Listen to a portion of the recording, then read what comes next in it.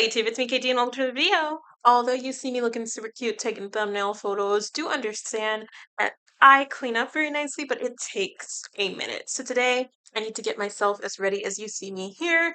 Need to do my hair, my shaving, my nails, makeup and outfit as well. And while I am getting ready to look this good so I can go on a date, I am hoping I can bring you guys along with the getting ready process and talk about some of the dates I've been on in the past. Previous relationships, previous situationships, the things that I've learned, and the ways that I have grown from those situations. So let's head into the bathroom, get started with my shaving, and have a little gross chat about dating these days.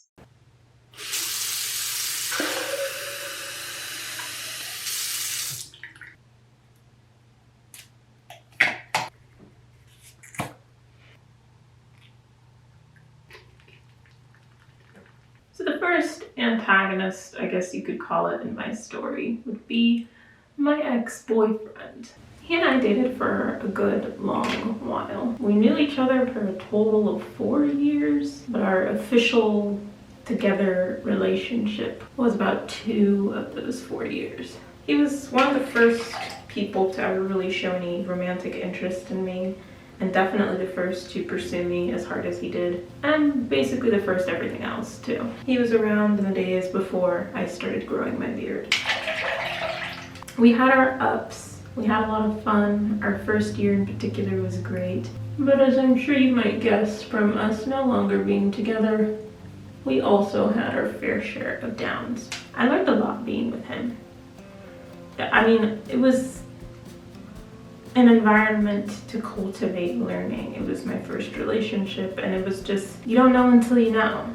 So he was my way of finding out a lot of things about dating and about myself and just what I like, what I don't like, what I want, what I expect.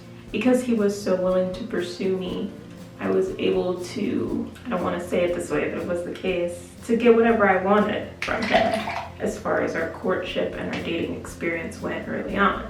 Anything that he did that I wasn't into, I didn't exactly know why I wasn't into it. I didn't know how to express these things to him. I hadn't had any experience with it, but he was very receptive and able to meet my needs in better ways in those early days.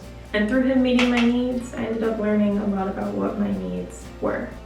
But unfortunately, our whole relationship was not the early days.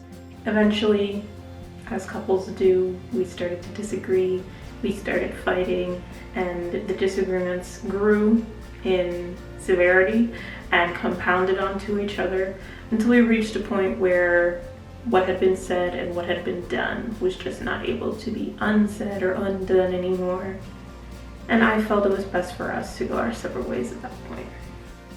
And so around the time that I was deciding that we should break up was when a lot of learning in the other direction happened for me in our relationship. I ended up learning from him a lot of what I don't want in that time, a lot of what was going wrong, a lot of the things that were fixable and that could be worked through in a relationship, and the things that weren't, and the things that sucked, but sometimes it just was what it was, and you guys were just not going to be able to get your compatibility to the level that you needed it to be. Let's just leave my shirt on my head because taking it all the way off is a bit too much work. Exfoliating. And so in those days, I learned sometimes people can't change.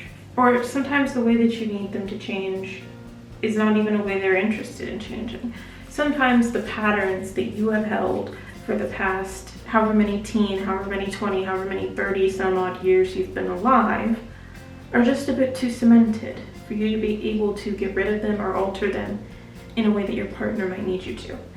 And I would say a key piece of information that I gleaned from our breakup is that relationships and breakups alike are not going to be like TV and movies all the time, and that sometimes, if not most or all the time, it's a bit messier, it looks different, and you kind of make it what it is. You have to make your own decisions about things. I felt like in our breaking up made sense to me, and so I approached it from the idea of, here's why I want to do this. Surely you can agree on these things or things we've been talking about. So breaking up is the next logical conclusion. But he didn't agree with my logic, to say the least. And so I found myself in a position where I was breaking up with someone who didn't want to be broken up with. Usually in TV, maybe people would storm off angrily, or maybe they would agree that it was mutual. Maybe they'd try to get back together for like a month.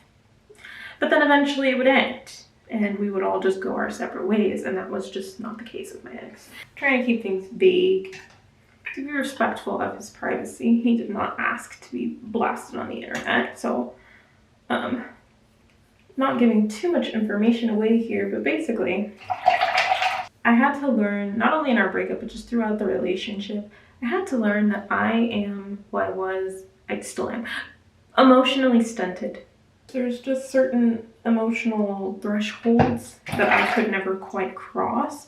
And so it was learning more of how to express myself, although that is still a learning progress. And that did come into play with our breakup and learning, I understand you might not feel the same way about these things that I do, but I've got to stand 10 toes down in my conviction right now because I know what I want, I know what I need, and for me, this is it. And so a lot of our breakup was learning how to let go of something, even if it hurt to let go of, even if maybe not all parts of you or not all parts of them wanted to let go. Basically learning that you have to make your own decisions in these things, and that a lot of the time that decision isn't going to be easy or isn't going to be so obvious as like, he cheated, so we're breaking up. Sometimes things are just a bit ambiguous, and you have to come to your own conclusions and stand in them, even when it's hard. I'm already a bit into my nail painting process, but I feel like I didn't explain these boys well enough, so let me just try again. First one we have is Baby's Breath. I dated him first, before Rose. And I wasn't really that into him at first. I really wasn't. But then we had this one date that just went on and on. And I'm usually not an on and on type of girl with dates. I usually like to be in and out, super quick, 1 to 3 hour long date, and then let me go home because realistically I don't want to be talking to you. But we had this date that went on for hours, like 8, 12, 16, I forget the number now, but some very long number of hours for me. And it felt unique. It was unique. I typically don't go on dates that long, especially not early on. And it felt like, well, I started to like him during that date. And then you spend so much time with this person you like, and the infatuation builds, and you feel like, I've never wanted to spend this much time with anybody before. This must be special. This must be a unique one. And I guess for that time it was. But then one day, before one of our dates, just like right before, Baby's Breath let me know that he was not going to be coming because he was having a bit of a mental health day. It wasn't going that great for him. He wasn't feeling well. And he just wanted to stay home and take some time to himself. I said, okay, sure, no problem. Take your time. So I left him be, let him take his time. Hour passes, he doesn't say anything. A day passes, he doesn't say anything. Another day, nothing. Another day, nothing. 4 days into this, I messaged and asked how he was doing. He did not respond. I gave it another couple of days, and I asked again. Hey, if you don't want to talk right now, if you're not at a place where you can talk to me, totally cool, totally fine. We don't have to talk. But could you just tell me that so that I understand what's happening here? He did not respond. I waited. Again, several days, a week, I don't remember how long, but I waited a good amount of time. And then I sent one more message and I said, hey, I'm not sure if you're really struggling right now or if you're trying to ghost me. It's really unclear because we've never been at this point before, and I don't know your patterns. So can you please just say something? Even if it's, I don't want to talk right now. Can you please just say something so that I know what's going on? Otherwise, I'm going to assume you're ghosting me, so this is the last olive branch that I'm reaching out. And I sent that to him, and he didn't respond. He never responded until months later when something happened and I had to tell him about it. He's a friend of a friend, so something happened that I had to inform him of. So I did.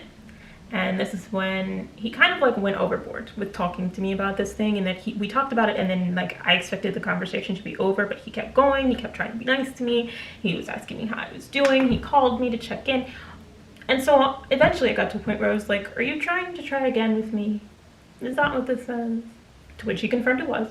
And so I said, okay, cool, but we need to talk about what happened the first time and how you essentially ghosted me and were incapable of even saying that you couldn't talk to me. I can't just have people disappearing on me. I need some kind of communication. So we need to talk about that. He said, yeah, sure.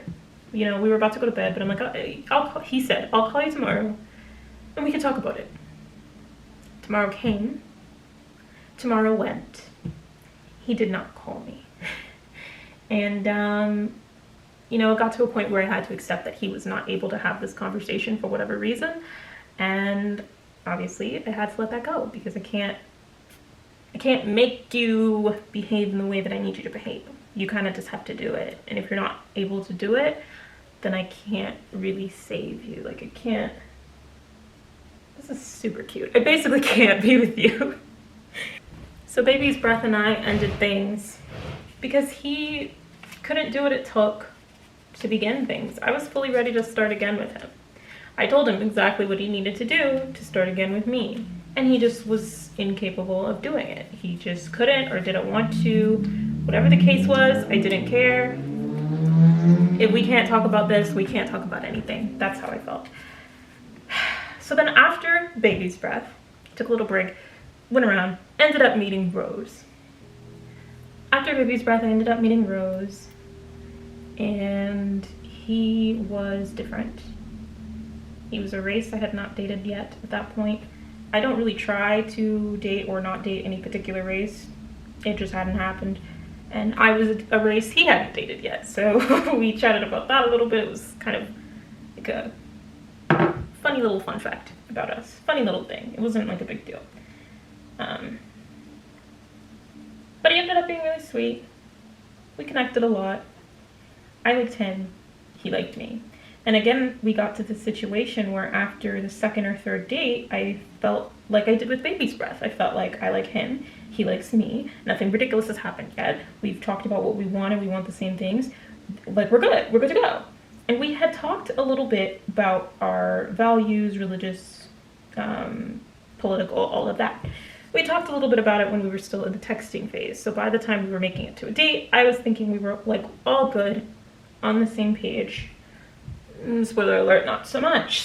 So, on one of our dates, I noticed that he was wearing a necklace that I felt like I had seen before.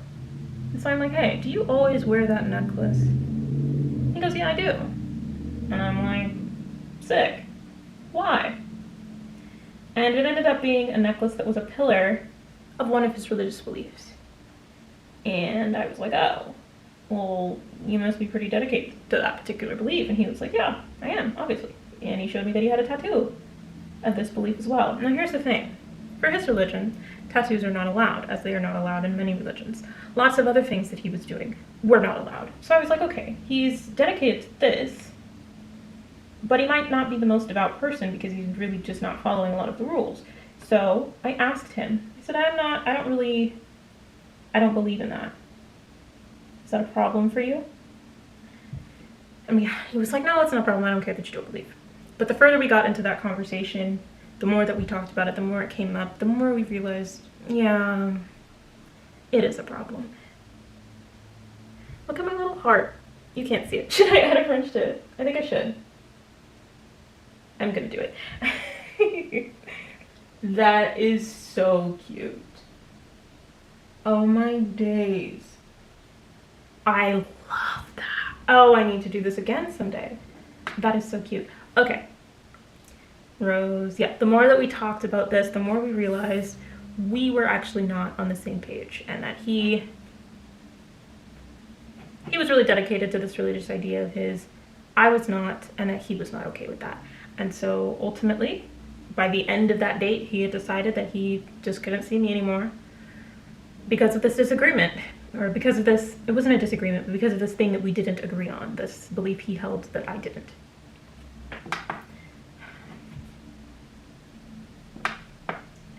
And this situation annoyed me because I felt like if you are able to make exceptions for all of these other religious rules that you hold in your religion, why can't you make exception for this one? Why is some of it okay to ignore, but this isn't? Especially when I'm a factor. Why aren't you ignoring your religion for me?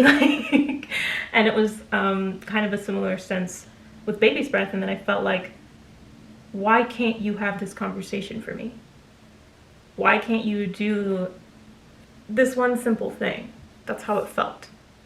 And I had to realize with both of them in different ways, but with both of them, this very obvious notion that I honestly should have remembered and not assumed anything different of, and just the notion that just because you like him, just because you like each other, just because it goes well for more than the bare minimum number of dates, doesn't mean that it's going to work out in the long term.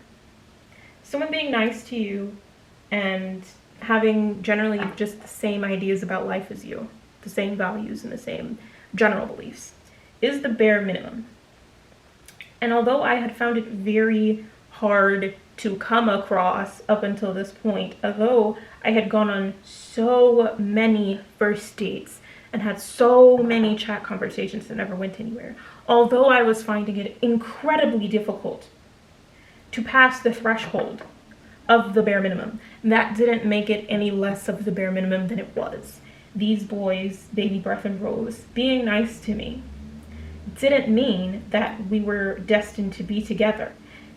Like 3 dates in, I would feel like this is it. This one's gonna work because it's not as ridiculous as all of the other ones. But I have to remember how I'm describing the other ones. Ridiculous. Getting out of ridiculous and getting into relatively okay does not mean that we're in good. It does not mean that we're in compatible territory. A lot has to go right for a relationship to work, and the things that needed to go right with these two boys were just nowhere near going right. So I knew after dealing with them that I was hurt. I took a very long break after the two of them because, truth be told, I was hurt. I felt like I finally found some people, not even someone, some people that I liked, and it still wasn't able to happen. And I was just upset about the whole situation. So I did take quite a long break after the two of them. I was off dating for 4 to 6 months. I don't remember exactly, but a good little chunk of time. And then eventually I came back to it. But yeah, after being with them, I was hurt. I did take time off dating, but my big takeaway from the time that I spent with the two of them was just the very simple realization that the bare minimum, although hard to find, is still the bare minimum, and that maybe finding someone that I'm compatible with for a long-term relationship is supposed to be difficult. It's gonna be difficult, but maybe it's supposed to be. Because just because someone's nice to you does not mean that your deeper values that you've thought on for the last however many years both of you have been alive align in any way. So first off, most of the men that I encountered wanted to pay for dates, and whenever there would come a date where I would offer to pay, it was very respectfully rejected. So for the most part, having to make a decision on how I felt about this hadn't even come up. And that was until we meet payment-free boy number 1, who we will call, I'm looking at things around my room, we'll call him Pineapple. So Pineapple paid for both of our first dates without being asked to, without giving me a chance to step in and pay ahead of him. Where the issues first arose with Pineapple is when we somehow ended up in a conversation about men and women's roles. And throughout the first couple of minutes of this conversation, I started to realize something alarming, and that was that Pineapple, this man that I was on a second date with, was either he already was, or he was like 2 steps away from becoming a TikTok alpha male. He started telling me about how men are not meant to be emotional, and that men are not, they're not able, but that they're not allowed to be sad. That sadness is a useless emotion. You should always default to anger. Women can be sad and just sit there and cry because women don't really do anything, but men have to be angry and channel that anger into action. He started telling me what I didn't want, including telling me that I didn't want a man who was showing signs of being interested in me. I didn't want a guy who would like buy me flowers and come pick me up at my house and like take me on nice dates and call me every day, because that would be annoying. I wouldn't respect him. I wouldn't take him seriously. What I really want is a guy who treats me like trash. The whole conversation was just going very far left, and I was just deeply disinterested in this man, because it seemed like he felt like women were a chore, or like dating women was a game where he had to like beat the boss of women expecting respect from him and like come out on top. It just seemed like he was kind of against women, and like dating us was an extreme inconvenience, but something that he had to do because unfortunately he was born a straight man, and that's just the cards that he was dealt. So because I didn't like the way the conversation was going, I decided to stop trying to explain things to him as I was doing before and started just coming out with it. So I get to a point of expressing that I think men should pay for dates, which I'm really not sure why he took so much issue with this, considering the fact that he had paid for both of our dates. What was he working towards is my question. But anyways, once I brought this up, he was very visibly disgusted with me and my existence, very much not interested. And he was like, we don't have different values. You just wanted to use me for free meals. You just wanted a free dinner, and I'm not going to do that. And he told me about how at one point when we were planning our second date, I mentioned liking brunch. I was like, oh, I like brunch. We should go to brunch. Brunch is fun. And he said that when I said that, he almost laughed at me because the idea of buying me brunch was just absolutely off the table. There was also a point during our second date where I pointed out that I was hungry and I needed to go home and eat because we were getting ice at 7 p.m. And he was like, yeah, you do need to go home and eat. And I'm like, yeah? And he just started making it very, very clear that although we were in a plaza with a bunch of restaurants, he was absolutely not going to be buying me dinner. And I'm like, I didn't even ask you to do that. I just said I was going to go home and eat my own food. You're just insane. So that was case number one of just dealing with a generally misogynistic man whose ideals I just didn't like. But then we move into case number two. We get past pineapple, we give it some time. I start talking to this guy who we will call Pink Sunset. Before our first date, just to make sure we were on the same page, we were doing the same things, Pink Sunset and I had a video chat. During this video chat conversation, 3 great things happened. Number 1, he said that he was looking to find somebody to date who could turn into his life partner. Great, wasn't wasting my time with nonsense. Number 2, because we were talking about life partnership, he said that he had always wanted to be the sole provider in his relationship. That it wasn't required, he wouldn't force his wife to quit her job, but that's what he wanted. He wanted to provide for somebody. Okay, good to know. Then he said that he had plans of retiring early and that he was about 3 years from that goal. And if you know anything about the FIRE, Financial Independence Retire Early movement, that meant that he had a lot of money. And so he has a lot of money. He wants to be the sole provider for his future partner, and he's looking to date right now to find his future partner. Just keep that information in your back pocket. Then we go on our first date. And so on our first date, he said that he likes when he likes to split the bill on first dates. And I was like, okay, sure. Because like I said, dating is expensive. If you're going out on 1 date a week, you have to pay for every single one. You're taking all these girls to dinner. That can easily be $200 to $400 a month just to date girls you might not even like. I understand that it's expensive. If you don't want to invest straight away, I was cool with that.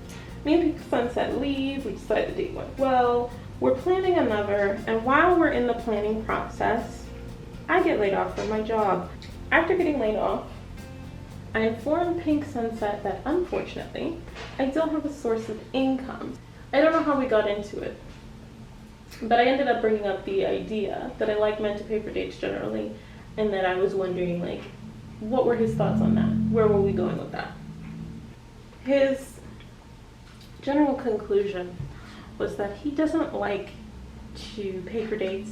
He likes dates to be split because he doesn't like to pay for somebody's attention. So I asked him, if you want to be the sole provider for your future family, your future wife, when does that begin?